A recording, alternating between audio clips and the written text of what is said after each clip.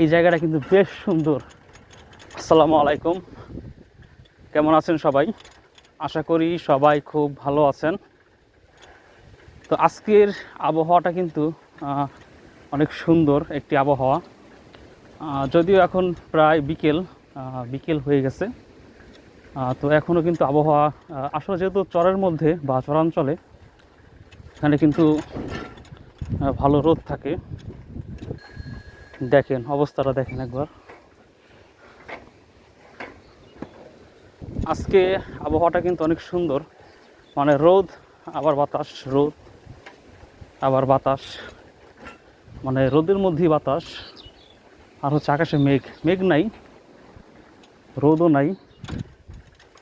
তো এই আবহাওয়াটা কিন্তু বেশ ভালো লাগতেছে আজকে। ওই দেখেন ট্রাক্টরে কি করছে এখান দিয়ে, মানে যে জমিতে চাষ করে ওই ট্রাক্টরগুলো এসে একবার রাস্তা নষ্ট করে ফেলাইছে। ও প্রচণ্ড রোদ, রোদের মধ্যেও বাতাস আসে যেহেতু, এই কারণে আসলে মানে রোদের যে একটা তীব্রতা বা গরম, সেটা কিন্তু বেশি একটা লাগে না, অনেক বাতাস আর কি।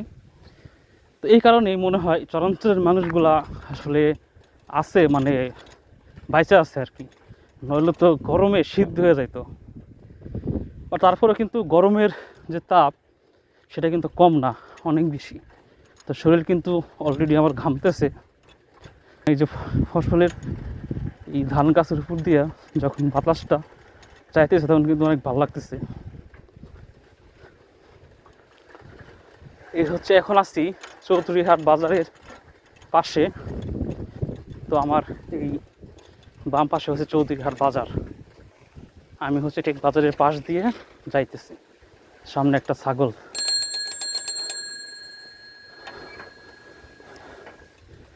আজকের আবহাওয়াটা শুষ্ক, মানে শুকনা, বৃষ্টি নাই, কিন্তু রোদ অনেক, বাতাস আছে দেখেই মানে একটু প্রশান্তি আছে আর কি।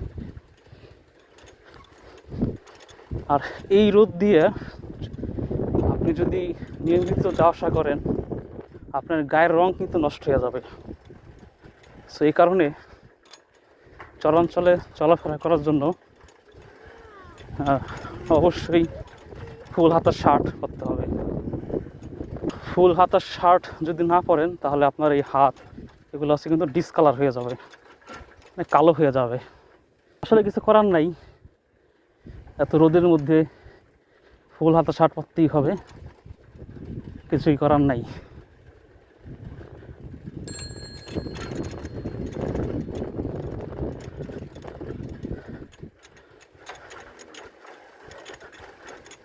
সামনে একটা সাঁকো, এখানে পানি হয়ে যায়, মানে আমি শুনছি গত বছর এখানে পানি হয়ে গেছিল অনেক। একটু থামাইতে হবে।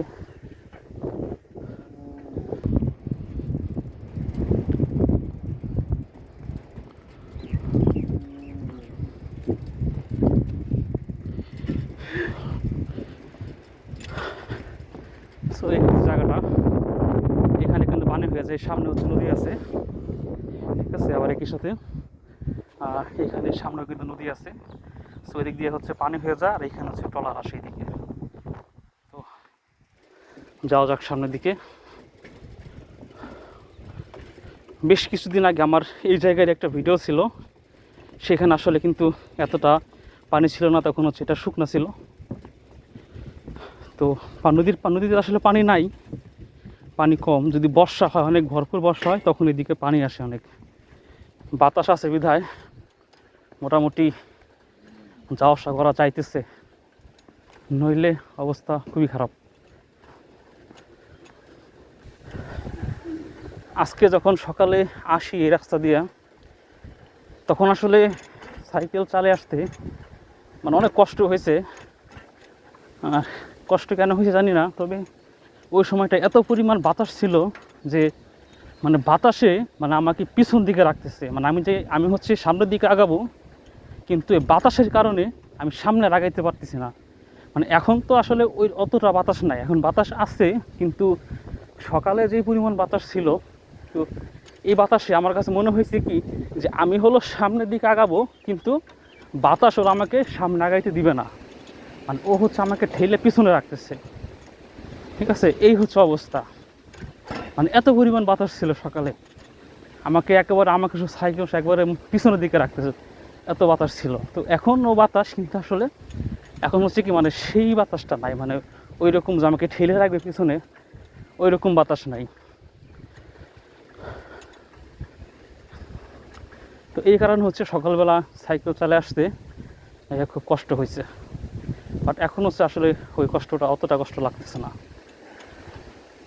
তাছাড়া সকালে কষ্ট লাগে আরেকটু কারণও ছিল, কারণ সকালবেলা তখন ওই টাইমে সাইকেল চালায় আসতে একটু কষ্ট হবে প্রথম প্রথম। আর এখন যেহেতু দিনের শেষ ভাগের দিকে, মানে বিকাল টাইমের দিকে, সো এখন আসলে ওই রকম কষ্টটা লাগতেছে না। এটা কিন্তু অনেক সুন্দর একটা মাঠ। মানে এখন আমি যেখানে যাইতেছি মোটামুটি এই চরের মধ্যে অনেক বড় সুন্দর একটা মাঠ।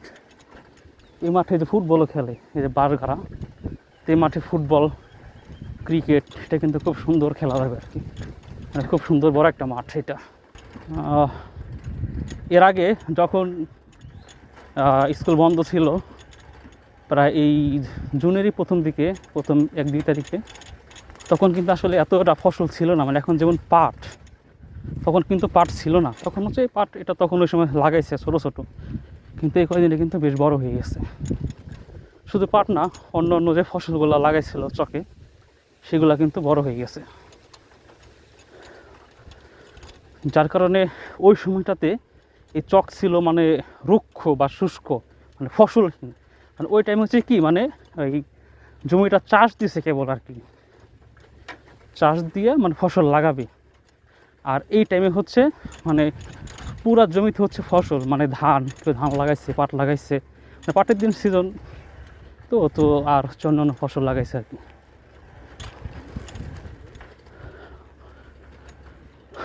আমার পাশেই আমি এখন যে ক্ষেতের পাড়তে যাইতেছি, এই ক্ষেতে হচ্ছে প্রায় 5-7 জন লোক, তারা হচ্ছে কাজ করতেছে। মানে ক্ষেতে যা গাছাগুলো হয় সেগুলা মানে ক্ষেত নিড়াইতেছে যেটা বলে আর কি। প্রচণ্ড রোদ। আসলে বিকাল তো, মানে এখন হচ্ছে রোদটা পড়বে বিকাল টাইমে, তো দুপুরের পর দিয়ে আর কি। এই কারণে রোদের তাপটা বেশ ভালো। এই যে দেখেন সামনে দেখেন ধান। আমি এর আগে যখন আসলাম তখন সেগুলো এই জমিগুলো চাষ দেওয়া ছিল আর কি, মানে কোনো ফসল টসল ছিল না। বাট এখন দেখেন প্রত্যেকটা জমিতে ধান। আর এই ধানের গাছের উপরে যখন এই বাতাস যায় তখন কিন্তু আসলে মানে অনেক সুন্দর লাগে, মানে একটা ঢেউ খেলে আর কি। দেখেন অন্যরকম অবস্থা, একটা ঢেউ খেলে। আমি যদি একটু স্লো করি, সো দেখেন আসলে দেখা যাইতেছে কিনা জানি না, মানে কিন্তু ঢেউ খেলতেছে এই ক্ষেতের উপরে। তো সামনের দিকে আগাই। তো চরাঞ্চলে এই জায়গাটা অনেক মানে সুন্দর লাগে, এই দৃশ্যটাই মানে কি সুন্দর, মানে ঢেউ খেলতেছে ধান গাছের উপরে।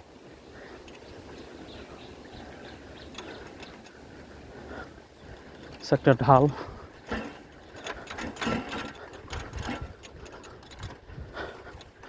আসলে এইসব এলাকাতে সাইকেল ছাড়া কোনো গতি নাই। এখানে বাইক আনা যায়, কিন্তু ওই ট্রলারে প্রতিদিন একটা বাইক পার করাটা খুব ঝামেলা, মানে যেহেতু ভারী একটা জিনিস। ঠিক আছে, এই কারণে ওই ট্রলারে হচ্ছে বাইক পার করাটা অনেক ঝামেলা। পাশাপাশি যখন বৃষ্টি হয় তখন কাদা থাকে, তখন আরও কষ্ট হয়। সেই কারণে এইসব এলাকাতে সাইকেলের কোনো বিকল্প নাই। ওয়াও, এই জায়গাটা কিন্তু বেশ সুন্দর, অনেক ভালো লাগতেছে এই জায়গাটা। রোদ, আমি একটু থামাই সাইকেলটা, জাস্ট দেখেন একবার, মানে যেদিকে দু চোখ যায় শুধু হচ্ছে ধান ক্ষেত। আসলে কেমন দেখা যাচ্ছে জানি না, অনেকেই কাজ করতেছে আর হচ্ছে মানে ধান ক্ষেত। এই যে দেখেন মানে ঢেউ খেলাইতেছে এমন অবস্থা, বাতাসে ঢেউ খেলতেছে, মানে খুব ভালো লাগতেছে এই দৃশ্যটা। তো যাই, সামনের দিকে যাই। আকাশে মেঘ নাই, রোদ, কিন্তু এই বাতাসের কারণে মানে একটু প্রশান্তি আছে। বাতাসটা যদি না থাকতো তাহলে মানে খুবই খারাপ অবস্থা। এই যেমন জমিতে অনেকে কাজ করতেছে, এই বাতাসটার কারণেই হয়তো সে কাজটা সুন্দর করতে পারতেছে। বাতাসটা না থাকলে কিন্তু খুবই খারাপ একটা অবস্থা হয়ে যাইতো। তো এখানে একটু স্লো যাইতে হবে। এই অবস্থা দেখেন,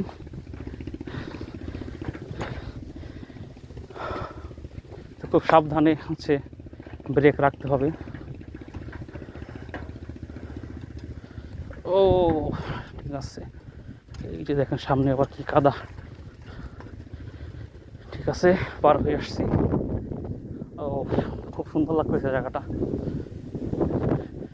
এখানে যদি শত ঘাম নিয়ে আপনি দাঁড়াবেন, যদি রোদও থাকে, বাট আপনি একেবারে শরীর ঠান্ডা হয়ে যাবে, আপনার গায়ের ঘাম শুকিয়ে যাবে, মানে এত সুন্দর ঠান্ডা বাতাস এখানে।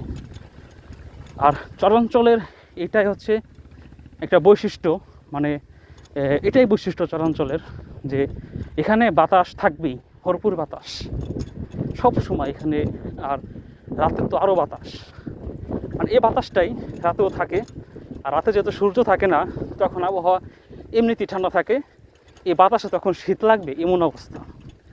আর এখন রোদ যেহেতু, ওই তাপের কারণে এই বাতাসটা আসলে মানে অতটা ঠান্ডা মনে হয় না, কিন্তু বিশেষ করে রাতে কিন্তু ভালো ঠান্ডা বাতাস, কারণ তখন হচ্ছে আপনার রোদ থাকে না, আবহাওয়া এমনিতেই ঠান্ডা থাকে। তো সামনে পানি, আমাকে এই ডান দিয়ে যাইতে হবে, যদিও আমি এই পথ দিয়ে আসছি আসার সময়। এবার তারপর আপনাদেরকে জায়গাটা দেখাইতেছি আসলে আমি প্রতিদিন কোন পথে যাতায়াত করি, বা আমার এই যাতায়াতের রাস্তাটা কেমন।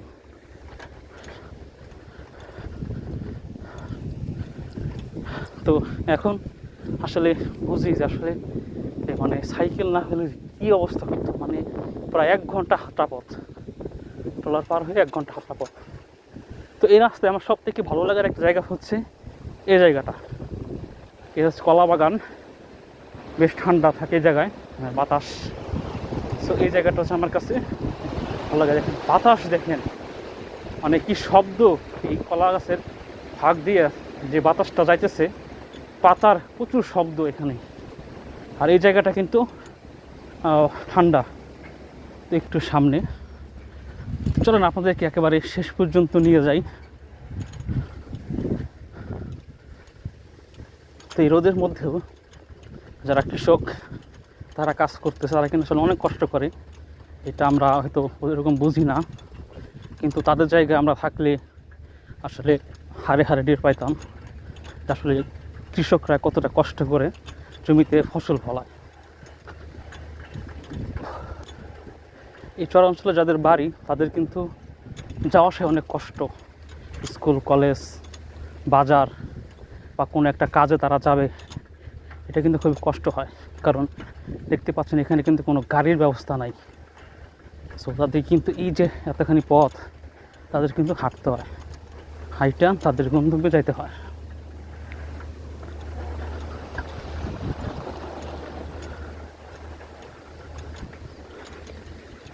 আসলেই অনেক কষ্টের একটা জায়গা। তো এই হচ্ছে আমার সর্বশেষ গন্তব্য, এখানে হচ্ছে আমি আমার সাইকেলটা রাখবো। তো ভিডিওটা আজকের মতো এখানে শেষ করছি, সবাই ভালো থাকবেন।